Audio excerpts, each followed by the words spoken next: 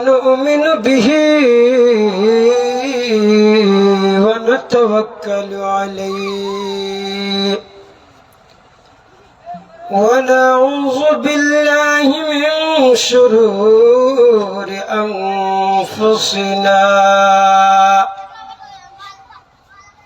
من يهده الله فلا مضل له ومن يضلله فلا هادي له لا زد له ولا مد له ولا مثل له ولا مثيل له ونشهد أن محمدا عبده ورسوله فقد قال الله تبارك وتعالى في شان حبيبه ومحبوبه ومعشوقه مخبرا وآمرا قال الله تبارك وتعالى أعوذ بالله من الشيطان الرجيم بسم الله الرحمن الرحيم قل إن صلاتي ونسكي ومحياي ومماتي لله رب العالمين وقال الله تبارك وتعالى إن الله وملائكته يصلون على النبي يا أيها الذين آمنوا صلوا عليه وسلموا تسليما اللهم صل على سيدنا مولانا محمد وعلى آل سيدنا مولانا محمد নবী গো আপনার ভালোবাসায় আল্লাহর ওলি হওয়া যায় নবী গো আপনার ভালোবাসায় ওয়াজকুরুনি জুব্বা পায় আল্লাহুম্মা সাল্লি আলা সাইয়্যিদিনা মাওলানা মুহাম্মদ ওয়া আলা আলি সাইয়্যিদিনা মাওলানা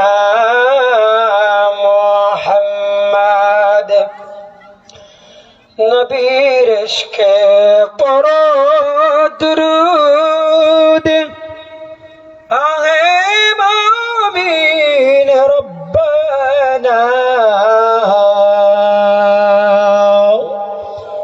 নবীর ইশকে পড়ো দুরূদ আহে মুমিন আলা আল্লাহুম্মা সাল্লি আলা সাইয়্যিদিনা মাওলানা মুহাম্মদ ওয়া আলা আলি সাইয়্যিদিনা মাওলানা মুহাম্মদ লা ইলাহা ইল্লাল্লাহু লা ইলাহা ইল্লাল্লাহু লা ইলাহা ইল্লাল্লাহু লা ইলাহা লা ইলাহা ইল্লাল্লাহু লা ইলাহা ও মাবুদ মাওলা রে ডাকি আমরা তোমারে ও মাবুদ মাওলা রে ডাকুন আপনায় উত্তর করুদ মানুষেরা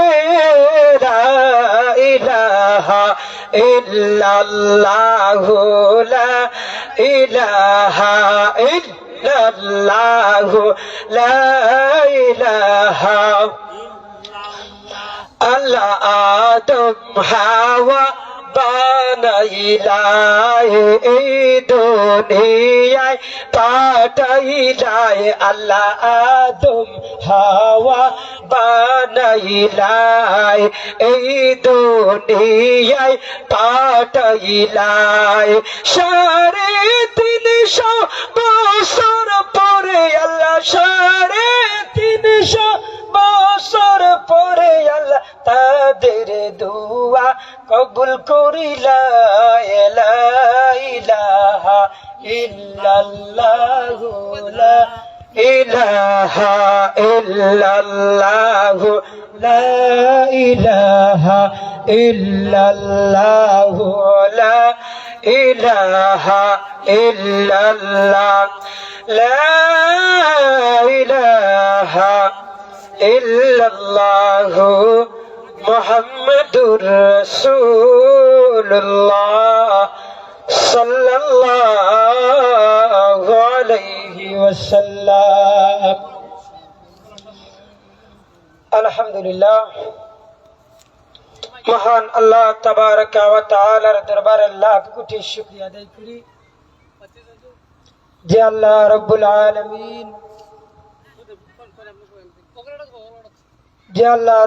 আলামিন দক্ষিণ বর্দা উত্তরপাড়া বাইতুস সালাম জামে মসজিদের মাহফিলে আসার বসার তৌফিক দান করেছেন। সেই রবের দরবারে আমরা লাখ কোটি শুকরিয়া আদায় করি আলহামদুলিল্লাহ। প্যারা হাজিরিনে কেরাম, এই মাহফিলটা এই জায়গাতে হওয়ার কারণে আপনারা সকলে খুশি না বেজার? আলহামদুলিল্লাহ। আজকের দিনেতে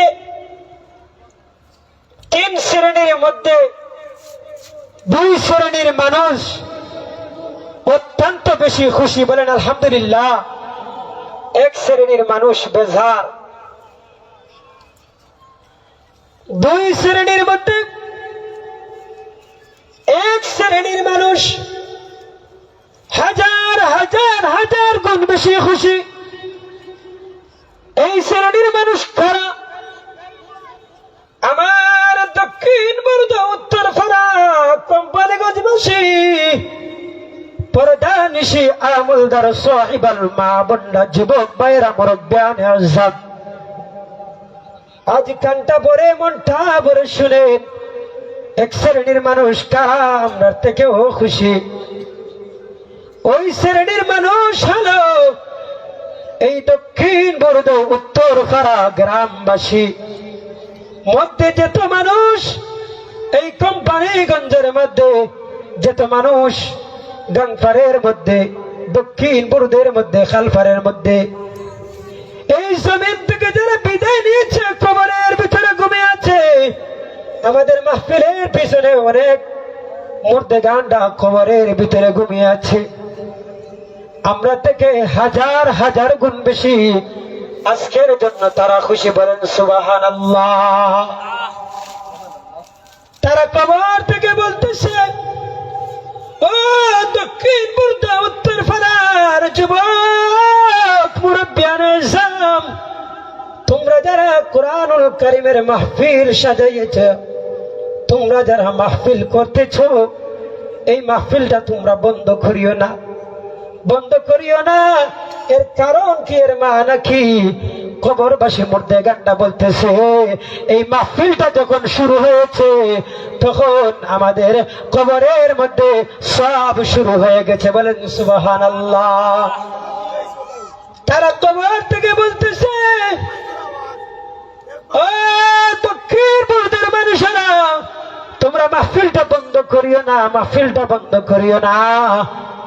এই মাহফিলটা তোমরা কিয়ামত পর্যন্ত চালু রাখো। রাখলে কি হবে, এই মাহফিলের মধ্যে যত উলামায়ে কেরাম, যত আলিমরা তাফসীর করবে, কোরআনুল কারীমের আয়াত তিলাওয়াত করবে, এর একটি সওয়াব আমাদের কবরে আসবে। আর এর কারণে আল্লাহ রাব্বুল আলামিন আমাদের কবরের আযাব মাফ করবেন, বলেন সুবহানাল্লাহ। আর এক শ্রেণীর মানুষ হলো যারা এই মাহফিলটাকে ভালোবাসে, যারা এই মাহফিলটা করার জন্য টাকা পয়সা শ্রম দিতেছে, ভালোবাসা দিয়েছে, এই মাহফিলটাকে এই পর্যন্ত আনেছে, তারা বলেন সুবহানাল্লাহ। এই দুই শ্রেণীর মানুষ, এক শ্রেণীর মানুষ কারা বেজার শুনে, এই মাহফিলটা করতে গিয়ে যারা এখন পর্যন্ত চিন্তা করতেছে, এই মাহফিলটা যদি এই জায়গাতে না হয়, মাহফিলটা বন্ধ হতো তাহলে ভালো হতো। এখন পর্যন্ত কিছু মানুষ আছে আমাদের আশেপাশে মাহফিলটা বন্ধ করার জন্য চেষ্টা চালিয়ে যাইতেছে, কথা বলেন ঠিক না বেঠিক? এই শ্রেণীর মানুষ যারা কোরআনুল কারীমের মাহফিলের আওয়াজ শুনলে ভালো লাগে না, আসতেও ভালো লাগে না, তারা হলো বেজার। বলেন তো তাদের কপালটা ভালো না মন্দ? হাজিরিনে কিরাম, এই মাহফিল এমন একটি মাহফিল, এটা সাধারণ কোনো মাহফিল নেই।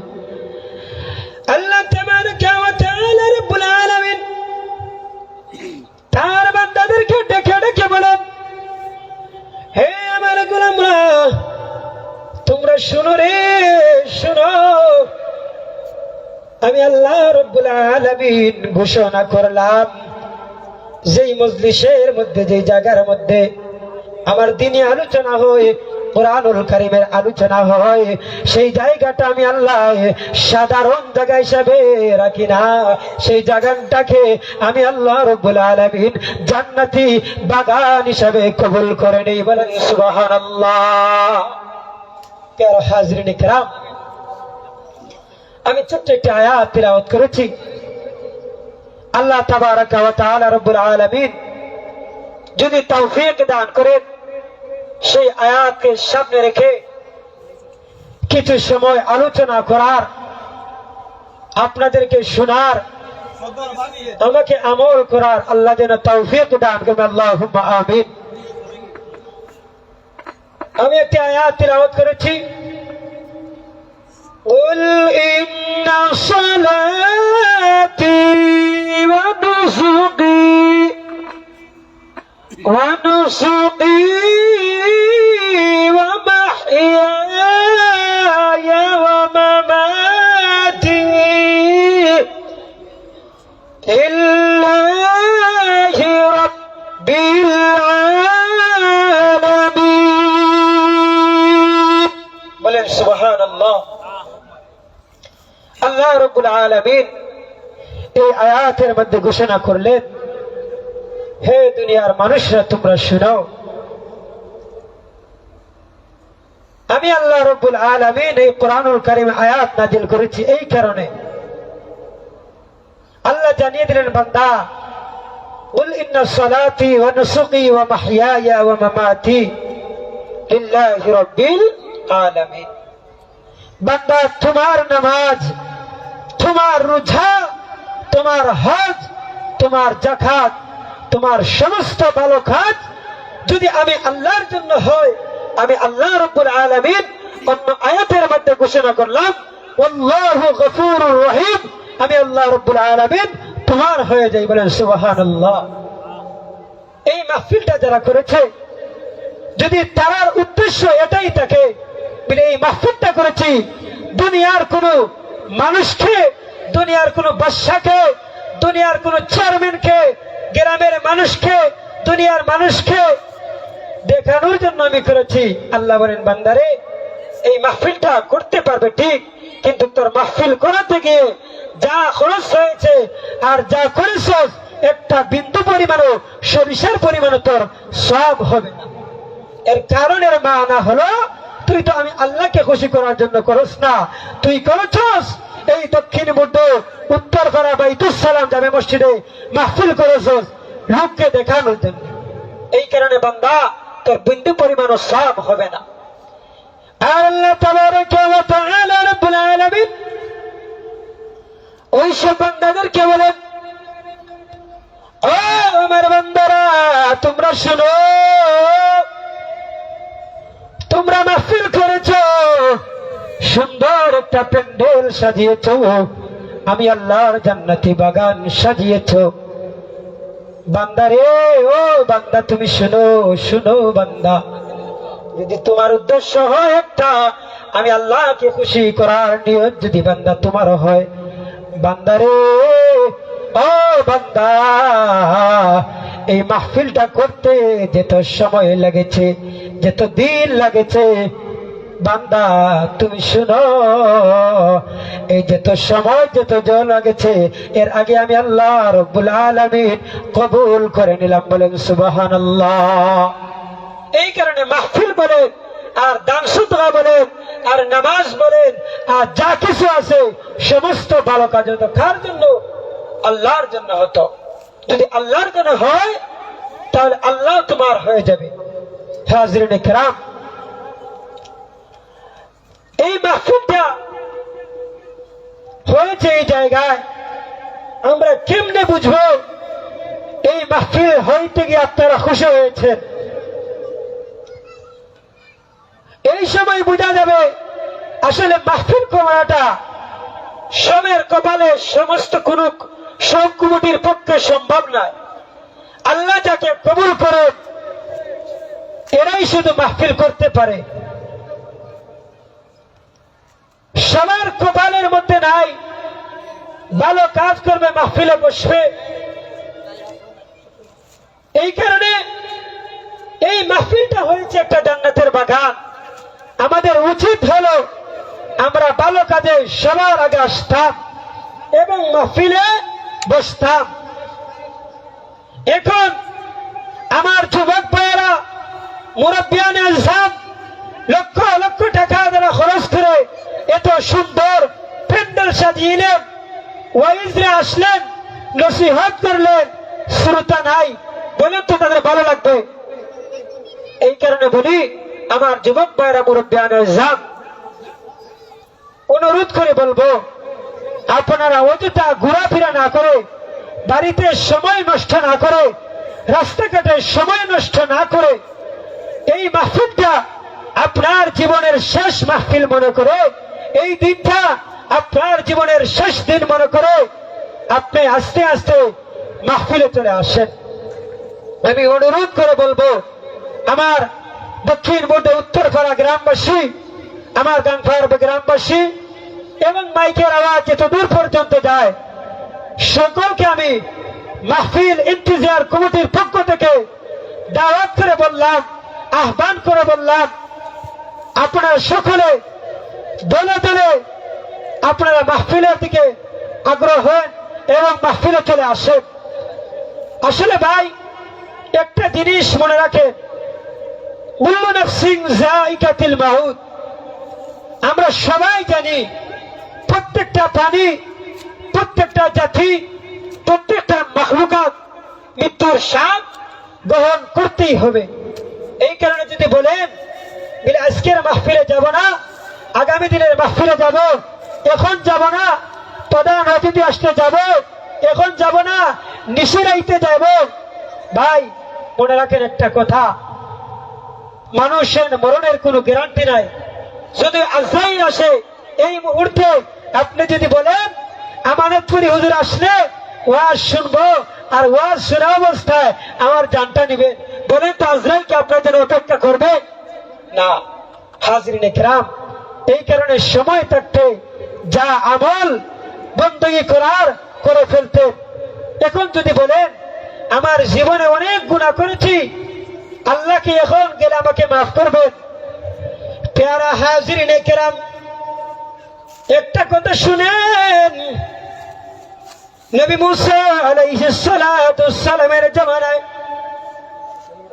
40 বছর বৃষ্টি হয় না, একদিন, 2 দিন, 3 দিন নাই, একেবারে 40টা বছর মুসা আলাইহিস সালাতু সালামের জামানায় বৃষ্টি হয় না। মুসা আলাইহিস সালাতু সালামের কওমের লোকেরা নবী মুসা আলাইহিস সালাতু সালামের কাছে গিয়েছেন, গিয়ে বলেন হে মুসা, আপনি তো আল্লাহর নবী, আপনি তো মুস্তাজাবুদ দাওয়া, আপনি দোয়া করলেই কবুল, আপনি আল্লাহর কাছে দোয়া করেন আল্লাহ যেন এই জমিনের মধ্যে বৃষ্টি দান করে। তার কওমের লোকেরা কেন বলেছে এই কথা মুসা আলাইহিস সালামকে গিয়ে? চাইলে তো আগেই বলতে পারতো, তারা বলে না, তারা অপেক্ষা করেছে। হযরতে মুসা আলাইহিস সালাতু সালামে গিয়েছে, তার কওমের লোকেরা বলেছে হে নবী মুসা, বৃষ্টি হয় না,